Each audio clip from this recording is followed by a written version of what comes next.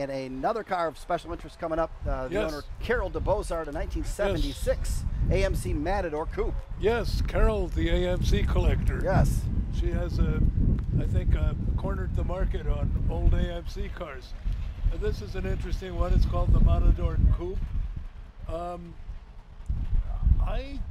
find it very difficult to say kind things about the styling of this car, other than to say it was a bold effort and it's unusual and it stands out.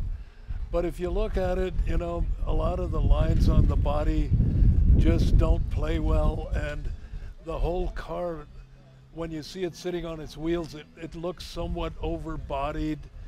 The wheels are too far inboard, and it wasn't a successful design. And frankly, as a guy who made his living in the car business, I can see why this car didn't sell. However, look at that plaid upholstery. I mean, it's a very interesting car. Now probably more valuable as a collector's car than it was as a new car. And I can see where Carol's fascination with this comes from. It's quirky, it's unusual, and I'm sure she loves it very much. Yeah, no question about that. That interior styling definitely interesting. Looks like some a vinyl accent top with the Brome model. This is Carol DeBozart again, the 1976 American Motors Matador Coupe, and as you were saying, it's sort of an overrepresentation of AMC in this program. As I said earlier, if at this show they have 8% market share. If they had 8% market share when they were in business, they'd still be in business. So somebody on the car selection committee liked AMC, or they liked Carol DeBozart. Well, let's learn a little bit more about Carol and her fascination with AMC. Carol DeBozart, the 1976 American Motors Matador Coupe with Eric Gorgeous in the middle of 9 Mile. Eric, over to you. Hi again. Hi. How are you? Fancy meeting you here. Yeah, I know, right?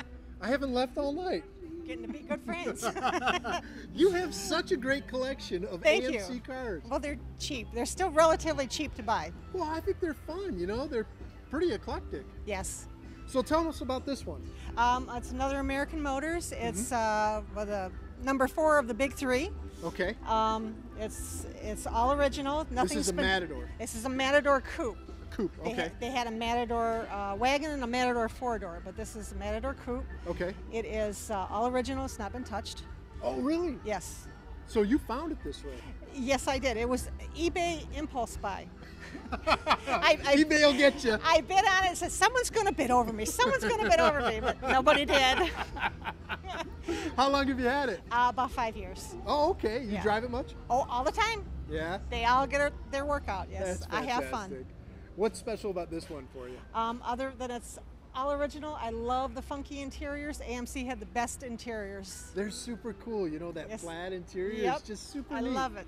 And those Pacers had sort of a southwestern, feel to it. Mm-hmm. What else about this car do you like? How does it handle? Oh, it's like a boat. You know, with the great big hood. That's usually not a good thing with cars. Well, I love it. I think it's very elegant, and it rides very smooth and very. So it's a fun cruising car. Oh, it's beautiful. Right? I love it. I love it. Not a lot of stress. You just roll in. No, it's just. You know, if you're allowed to drink, you just have a beer and just chill. Yeah, I don't think the cops would think that too much, man. This is great. I love your collection. I really do. Thank you very much. It's such a special one. Thank you. Thanks for coming out again. I hope you. I see you again soon. Oh, well, come on over the house. All right. Hey, thank you. Have a great night. Fred, let's see what's going on next, buddy.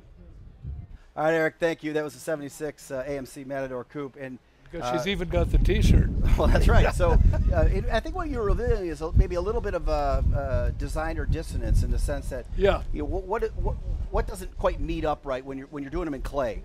Well, it's got some very odd surfaces in that there are almost no curved surfaces in the side. It's got like a chamfered flat surface on the top of the body side, and then another chamfered flat surface on the bottom of the body side. And where the two meet, there's a molding, and it looks strange because the overall character of the car is somewhat roundish. And then you've got these flat intersecting planes, but the worst element of the car is the fact that it looks overbodied. that means the body is too wide for the chassis, and it looks like the wheels are sort of tucked in under the body somewhere.